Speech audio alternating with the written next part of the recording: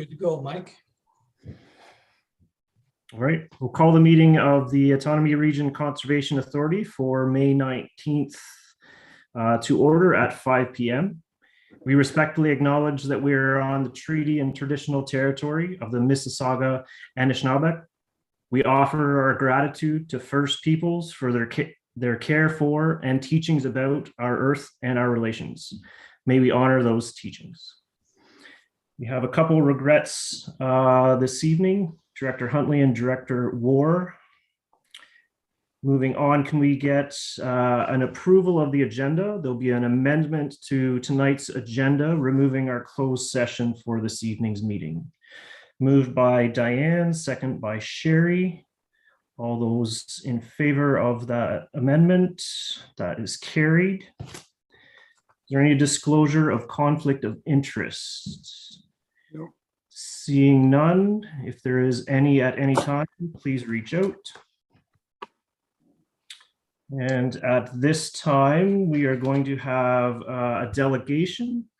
And Karen, I believe, is going to allow them into the meeting.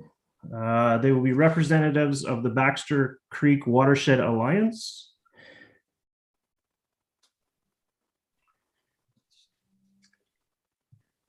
Just wait for everyone to get situated for the delegation.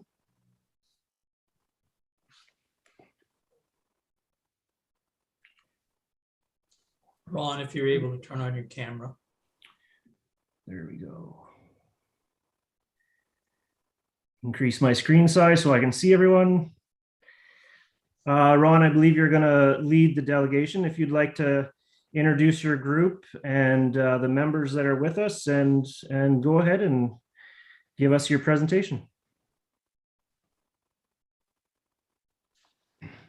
Ron, you're on mute. If you can unmute and turn your camera on, that would be great.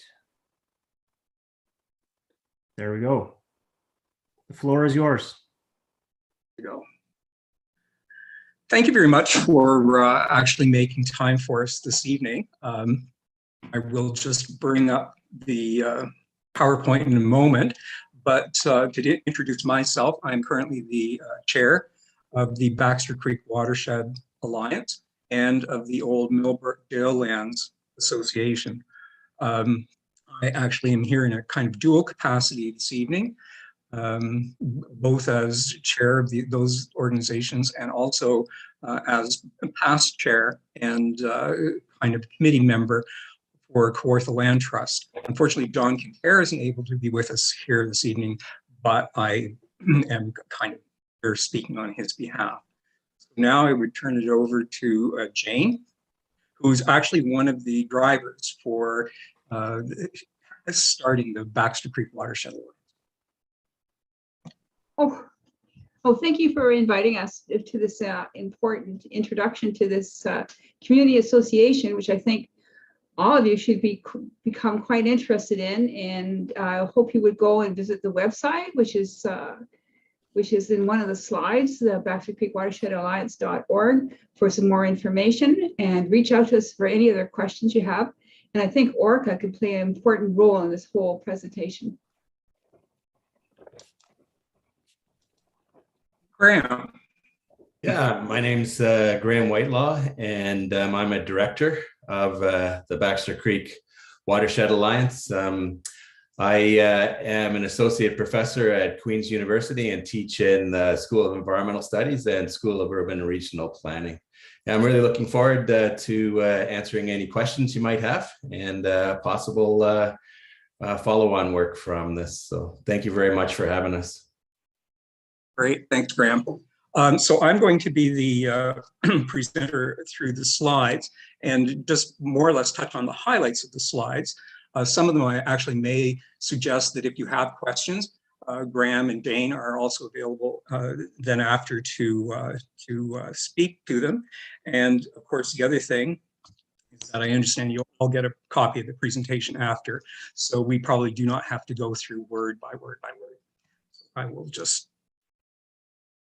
so this evening, what we're looking to do is to actually acquaint Autonomy Region Conservation Authority with the Alliance and with kind of our vision and strategies and goals in ways that we might find to mutually support each other's conservation goals and projects.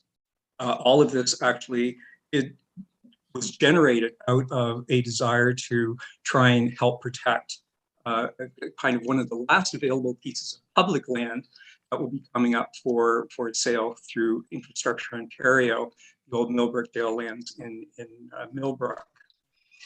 So we'll be talking a little bit more about our partnership with Kawartha Land Trust. I think most people are probably familiar with it now, but it will soon actually have about 30 properties and over 5,000 acres of land under protection. And they are going to be one of the partners in this endeavor. So in terms of vision, the Alliance is really all about one thing, that is engaging the community in order to care for a clean, healthy watershed and to preserving and enhancing sustainability so that it is still there for the community and humans and animals and other wildlife in years to come. We are federally incorporated as a nonprofit in 2021 and led by volunteer directors. Between the Millbrook Jail Lands Association and Baxter Creek Watershed Alliance, we have about 18 directors serving. So just to position the Baxter Creek watershed, again, people are probably quite familiar with it. It is a sub-watershed of the larger Autonomy River outlet. The headwaters are at Glenmorgan Road and Zion Line, and it drains into the Autonomy River at the Darling Wildlife Area Nature Reserve. One of the concerns is that with continued and more intensive development for residential in Millbrook, that the Baxter Creek watershed is now coming under considerable pressure. So in terms of our vision, we actually are looking to work with municipalities, other organizations to promote watershed science, research, and conservation. Obviously, we're committed to ecological protection and stewardship efforts, both on private and public land. And we're also involved in citizen science and environmental monitoring and research. So with the goal of protecting open spaces and also reflecting on the need for some public access, we are looking to also support and enhance the development of trails, passive recreational use, and nature appreciation. We also see a goal to be a constructive and consultative voice on issues that may have implications for the watershed and even the connecting watershed areas. I should also mention that I come to this having been participating in the Fleetwood Creek Watershed Initiative through Kawartha Land Trust. And so we definitely recognize the importance of our watershed not being in isolation. So the focus is completely on sound science. And in fact, a number of our directors come from the scientific field and are well-versed and experienced in watershed management plans and studies and research. Much of what we look to do is going to be environmental monitoring in order to collect baseline data to support evidence-based decision-making. And of course, as I'd mentioned before, looking to support community access to and education in the natural heritage information for Baxter Creek watershed. So in terms of kind of governing policies, we look to participate wherever possible in opportunities to comment on land use plans and decisions. And most recently, we did that this week with the draft County of Peterborough official plan. And even though we are focused primarily on Baxter Creek watershed, we also see a role in commenting on broader policy and even at the provincial, regional, municipal levels on issues that may have implications for natural heritage watershed areas. So, as I did note, and we have a picture kind of, of the area to the right of this. One of the reasons for looking at the old Millbrook jail lands was to try to preserve a valuable kind of public resource area, because that's how it's been functioning. Try and preserve it for that continued use, and certainly to try and preserve the significant natural heritage features on it. So there's a picture here and discussing the partnership to protect the jail lands. So this actually is kind of, looking southward above the jail hill. It is a fairly steeply sloping site. And of course, for years has been used for recreation by people in the Cavan, Monaghan, Millbrook area. Our plan is that a community organization will actually own the property and will take the lead in fundraising and operations. And that Kawartha Land Trust has agreed to hold the conservation easement in perpetuity and guide stewardship on the property.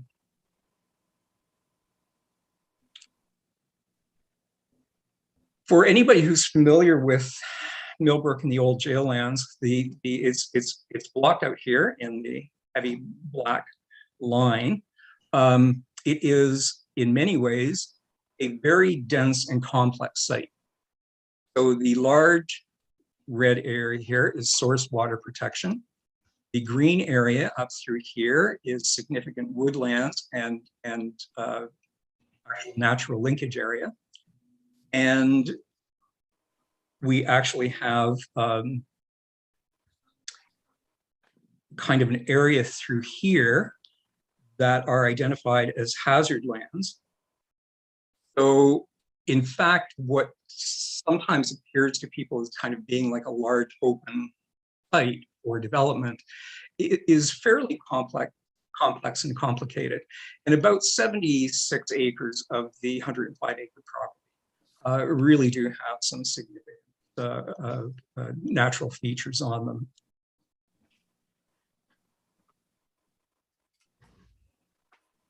So the sub-organization that would own the property has also been federally incorporated, and in order to acquire the jail lands. In order to set out our vision, we did produce our kind of vision document, which I believe may have been shared with everybody. And it actually discusses the kind of redevelopment and economic opportunities that are all consistent with the Cavan Monaghan official plan. And that official plan also calls for primarily institutional development on the property and not kind of low or moderate density residential. One of the things that I would draw attention to, there, it doesn't want to stay for me, but we are actively working on a geocommunity project at Fleming College. So we are actually doing watershed characterization and baseline data. The project has just recently started, and we're hoping then to produce that information and to be able to use that data in other watershed management plans. The municipality has kind of talked about for a number of years the need to have a watershed management plan, and we're hoping that by taking the lead and producing this information, that there'll be some good baseline data to employ. That's even particularly more important, I think, because there's a kind of vagueness that we noted within the county's official plan around development of lands without having to have a watershed management plan. And part of the case we took forward this past week was that there should be no development on land without a watershed management plan. We have been fortunate in getting support from partners so far. We started with Camp Kawartha because it's very much, we see it as kind of an educational opportunity site. Also with Trout Unlimited, just because of the nature, the importance of the water systems that run through the site. And of course, have been in discussions with Ontario Headwaters Institute, and may possibly be part of a kind of a forward-looking change with OHI of being one of many sub-watershed groups that would then be part of that larger alliance. And so OHI is also looking at a way to kind of transform its reach as well. And as I mentioned before, we have the Geomatics Program project at Fleming College underway, and are currently reaching out now to the school boards and to the universities and other land trusts, both for the kind of general support for our activities, and of course to search for support for the development of that property.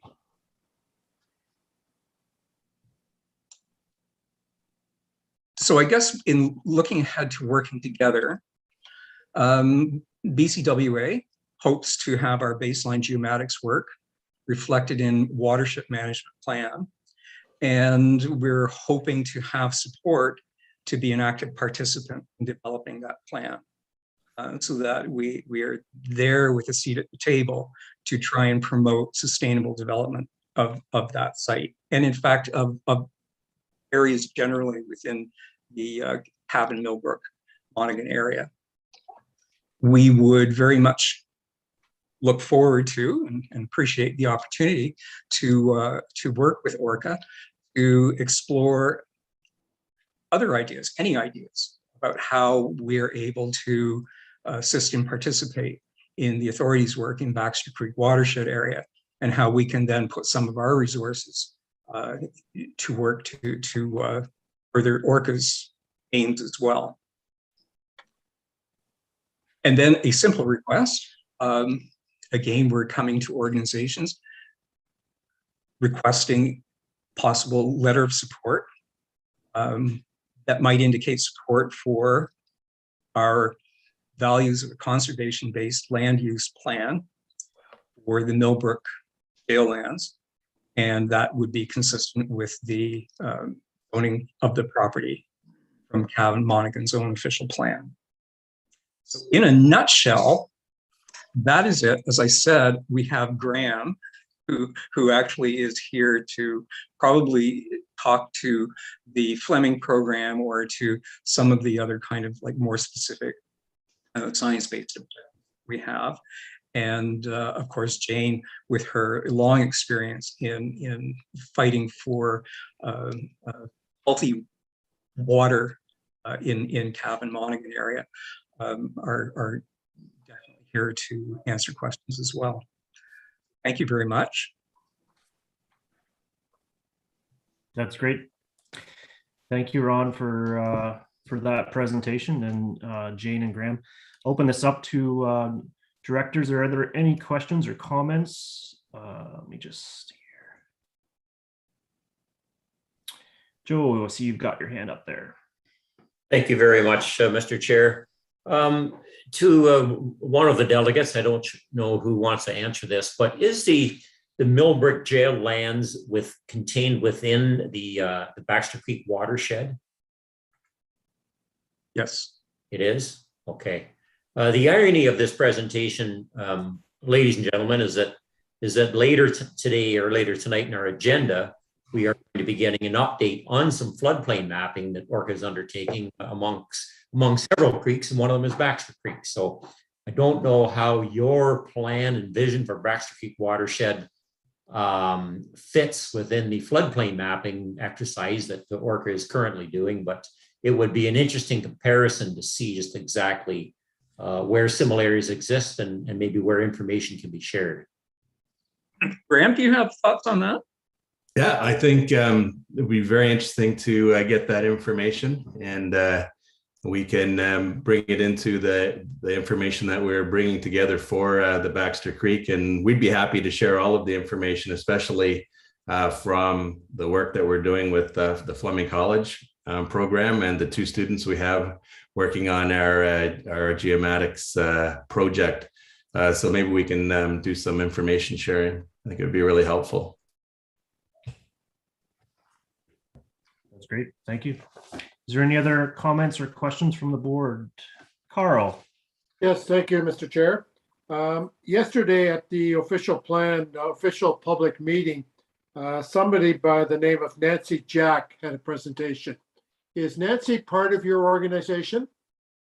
Nancy is not part of Baxter Creek or Old Millbrook Jail Lands, no. Okay.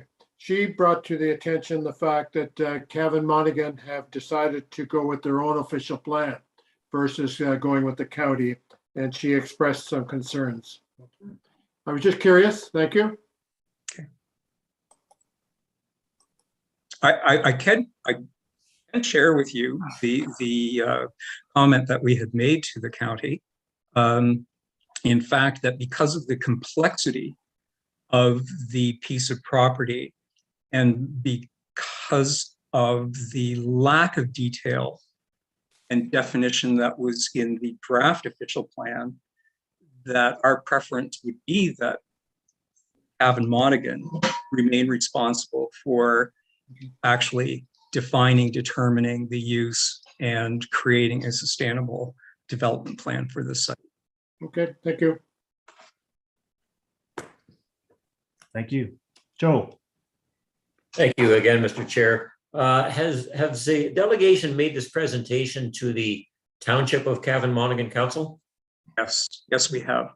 That was actually made a number of months ago. And of course, I guess to kind of put it into a context everybody would understand, there are a number of things that council is not in a position to be able to participate in or move forward on because of 2 things. One is the decision around the official plan development, and of course the upcoming elections. So they've asked just to be kept informed as we go along, and we're looking now to actually have some community engagement sessions this summer, but they're not in a position to be like actively participating. And we're actually all sitting on tenterhooks waiting for Infrastructure Ontario to make a decision about releasing the property. Thank you, Ron. Kim? Thank you, Mr. Chair, and thank you so much for your presentation. It's really nice to have a delegation come to our board meeting, and certainly it's an exciting project and lots of great partnerships. And what I was curious about, not being as familiar with that watershed, Baxter Creek, how many geopolitical jurisdictions does it encompass? How many townships would be involved?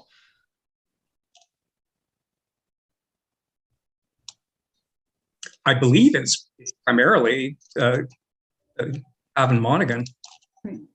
Is it entirely then within the township of Cavan Monaghan? Can you answer that, Graham? I think it's mostly in Cavan Monaghan. I think it also goes into, I forget what the township is. It goes into Autonomy, South Monaghan, just a little. Okay. Just a little bit. Really small sliver. Yeah. Right.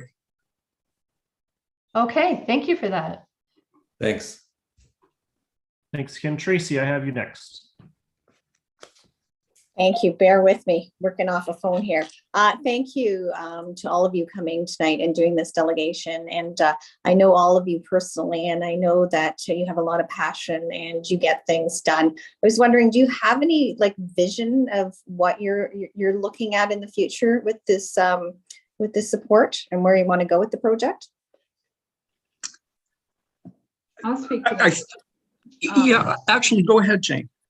Oh, I'll speak to that. I think one of the keystones of ORCA is education, and in that way we could engage the community to become an army of citizen scientists, and in that way create a legacy that would outshine every other municipality and become an environmental legacy that everyone would be so proud of.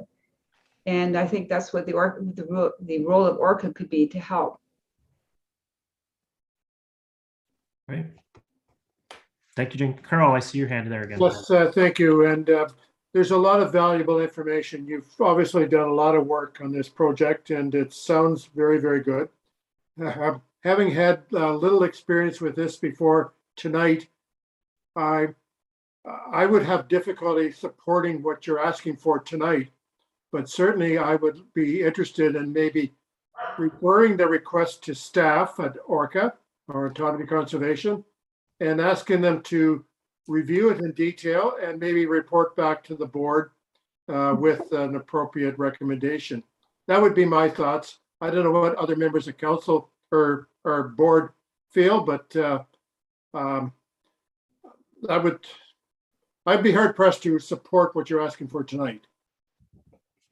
And you know, I think we would fully support you in that, Okay. because I think one of the things that we pointed out is really kind of looking forward to working with ORCA staff and with ORCA to be able to kind of flesh this out a bit.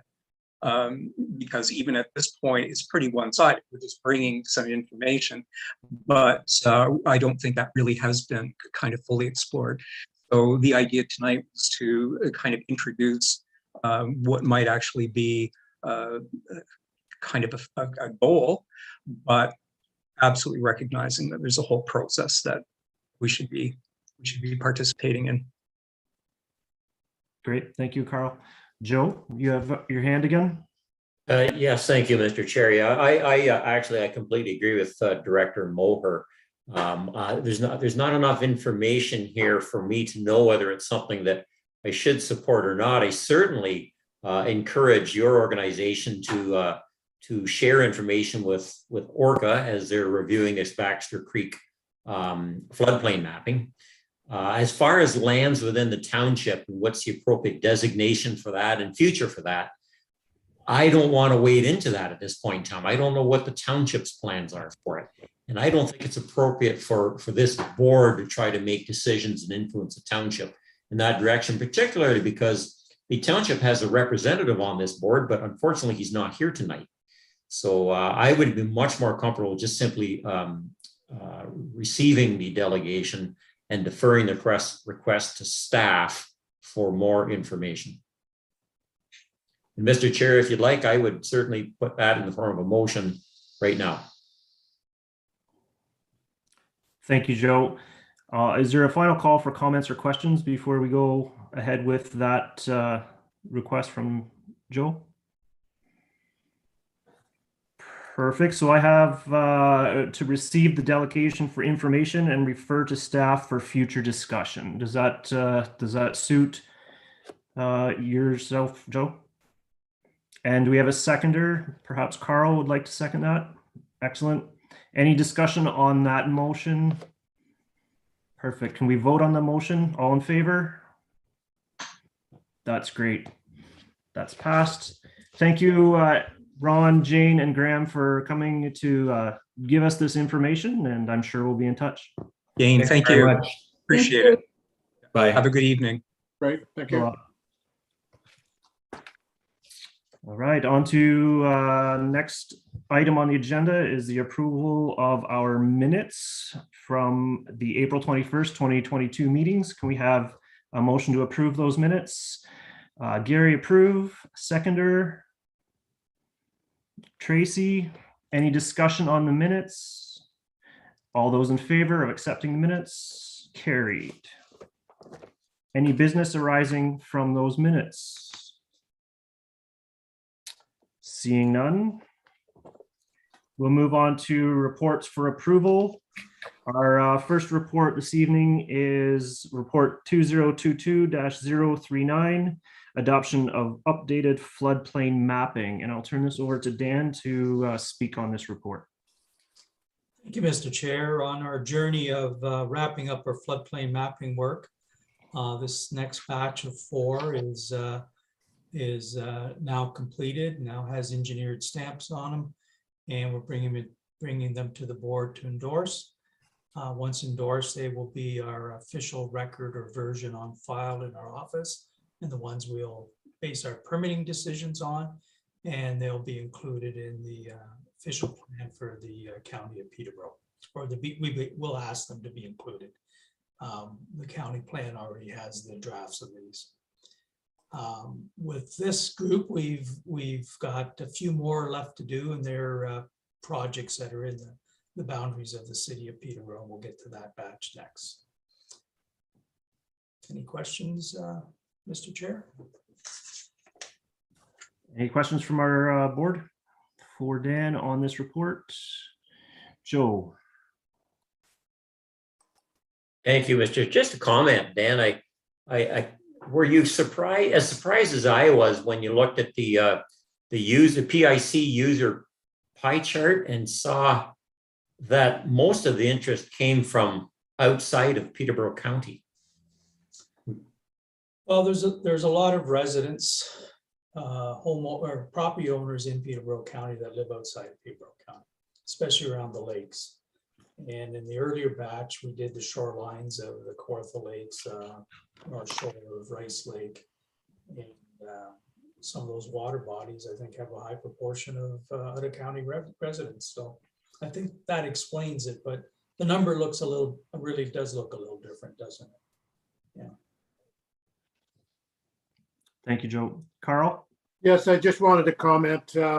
I think Dan and your staff did excellent work over the last number of years to advance these projects, and thank you very much. This is really great work. You got some pretty serious money from senior governments to allow it to happen, and I appreciate moving forward with this.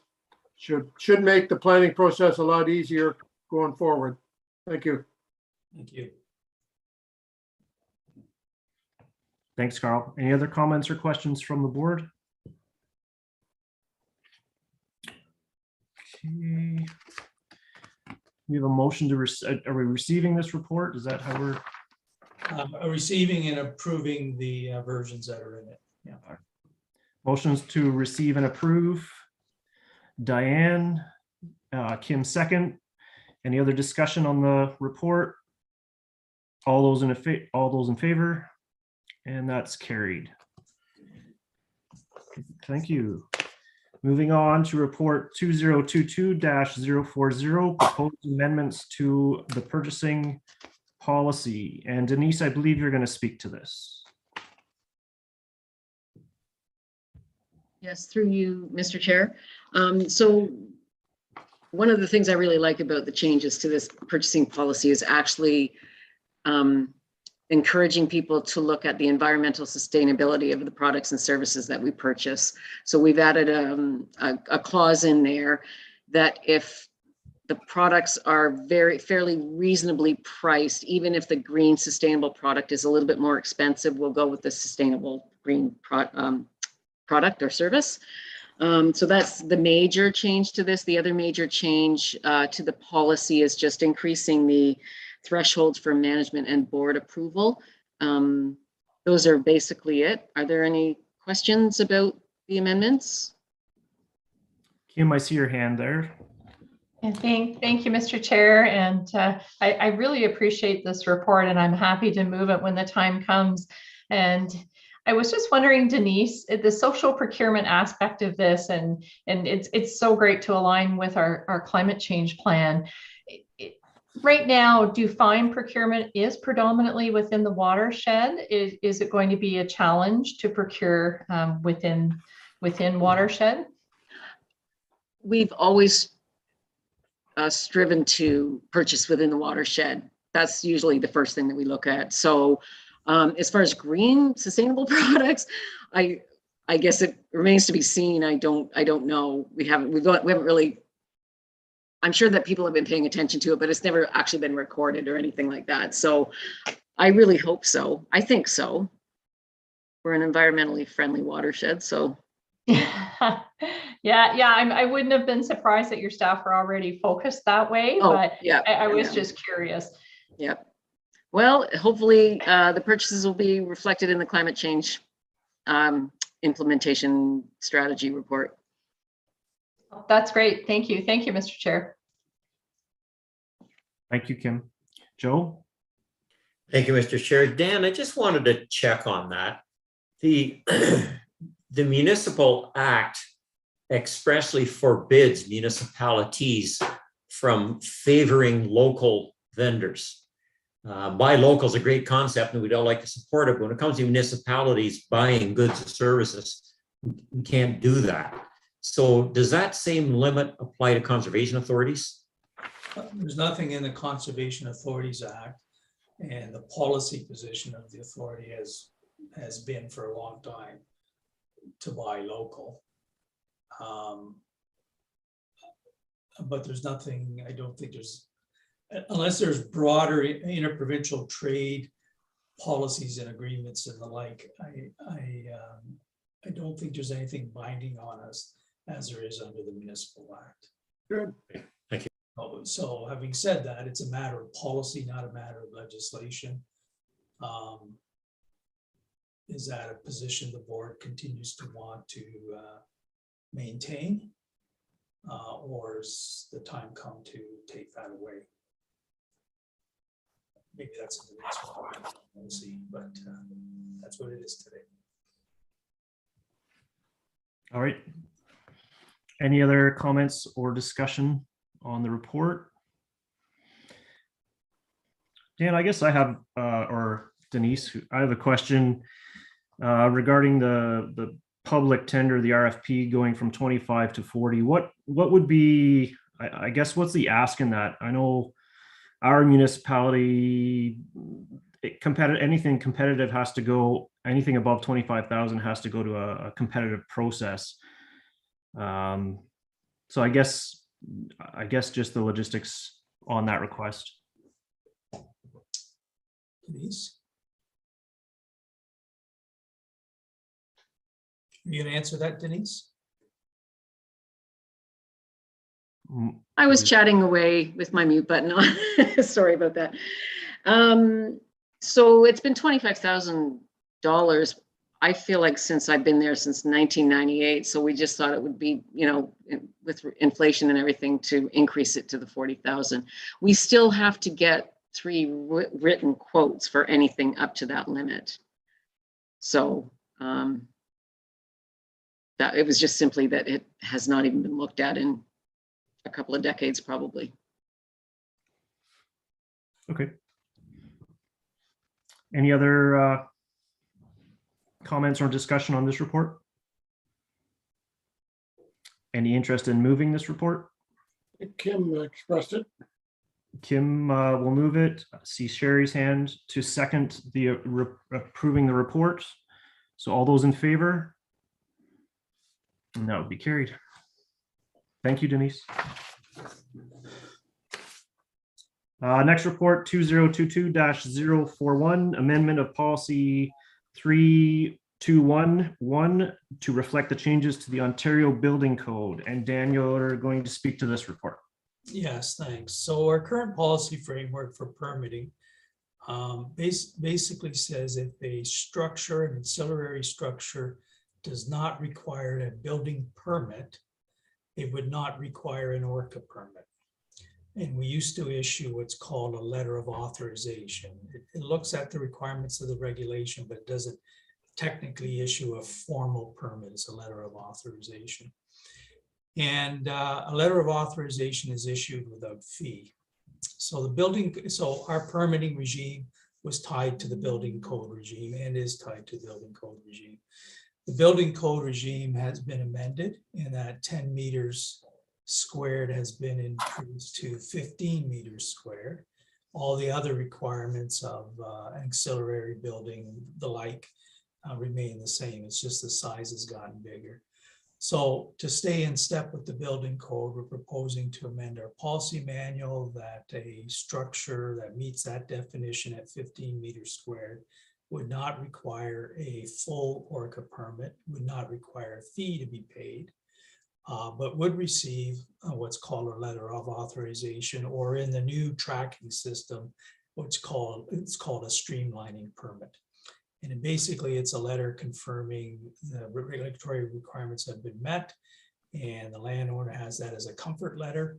but there's no requirement to pay a fee for it and the like. So it's just keeping size structures the same, not having a two-tier size structure for those structures, just staying lockstep with the building code. All right, thank you. Any comments, questions from the board? Seeing none, do we have someone that would like to receive and approve this report? Diane, and a seconder. Carl, any further discussion? All those in favor? Carried. Thank you. Moving on to reports for information. Report 2022-042 CAO monthly report.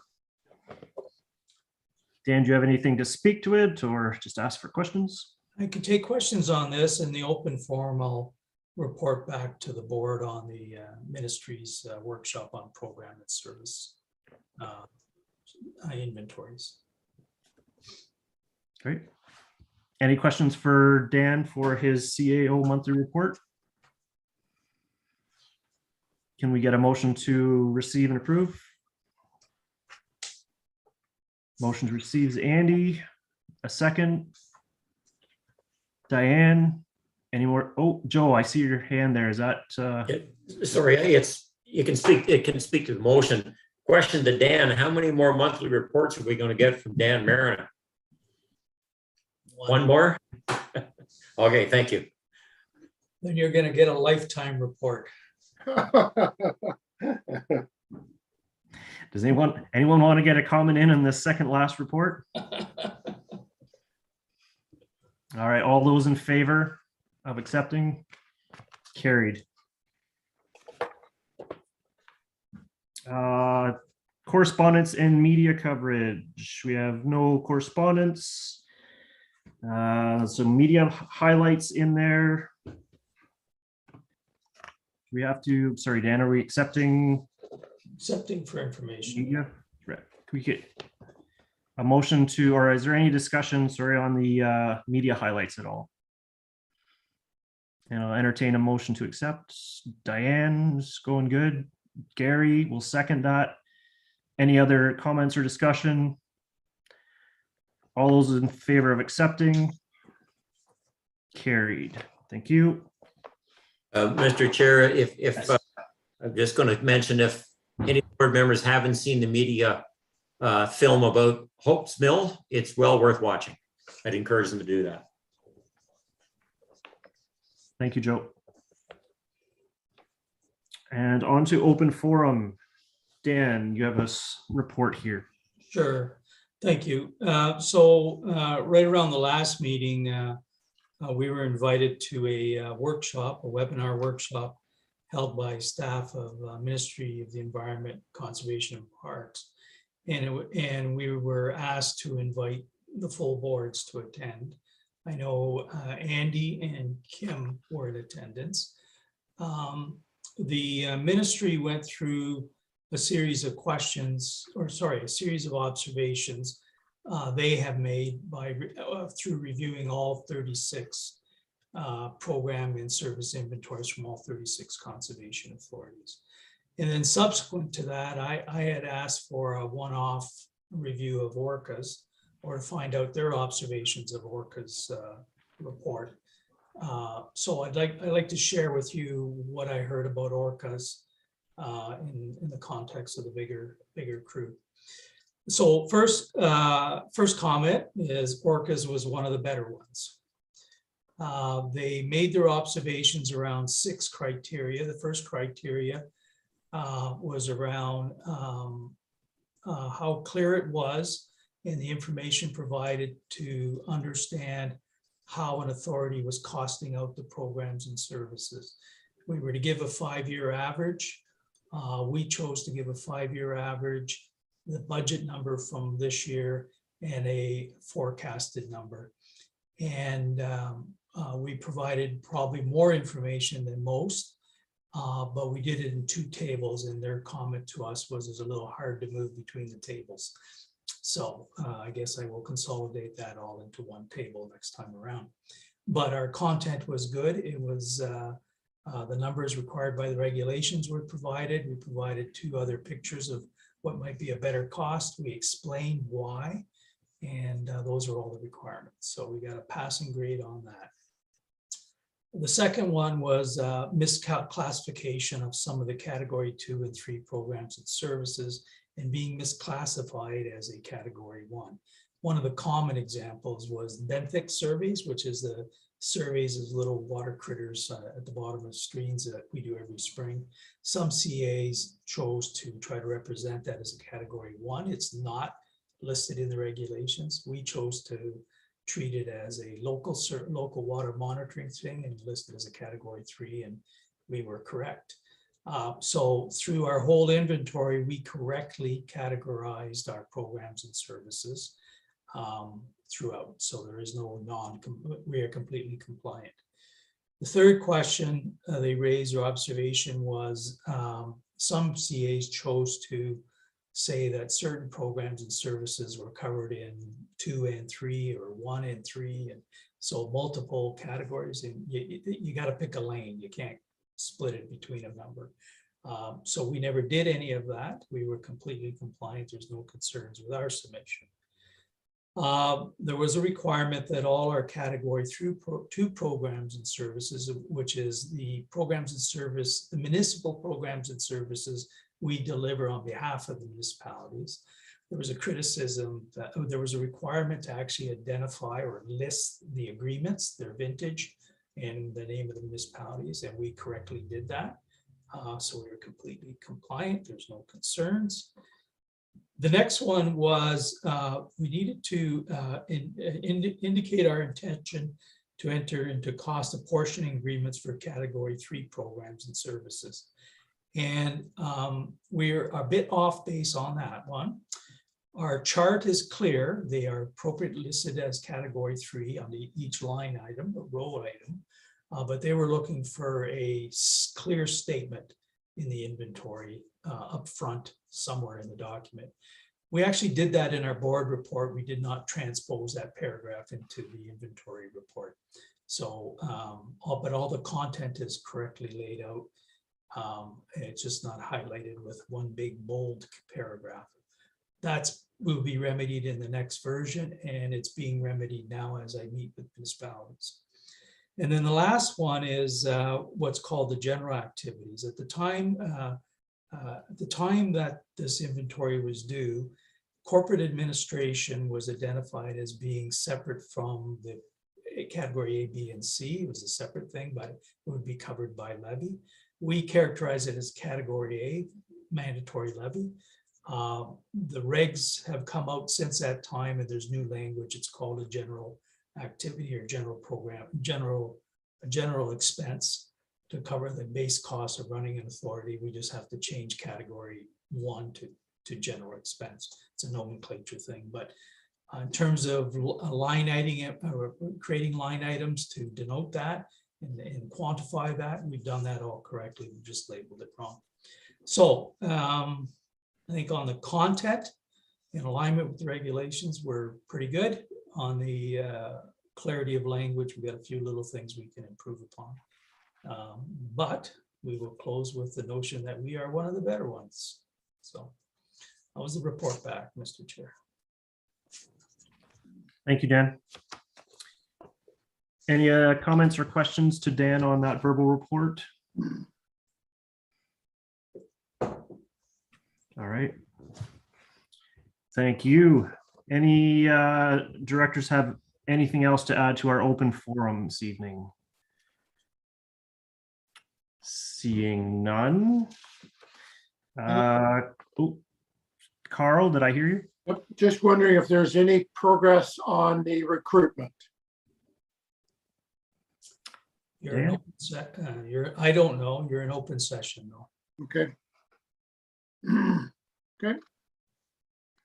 All right. We are skipping closed session for this evening. And that brings us to the end. Our future meetings, we have Board of Directors, June 16th. Conservation Ontario Council is June 20th, and our Source Protection Authority, October 20th. I will, at this time, entertain a motion for adjournment. Sherry, and second by Diane.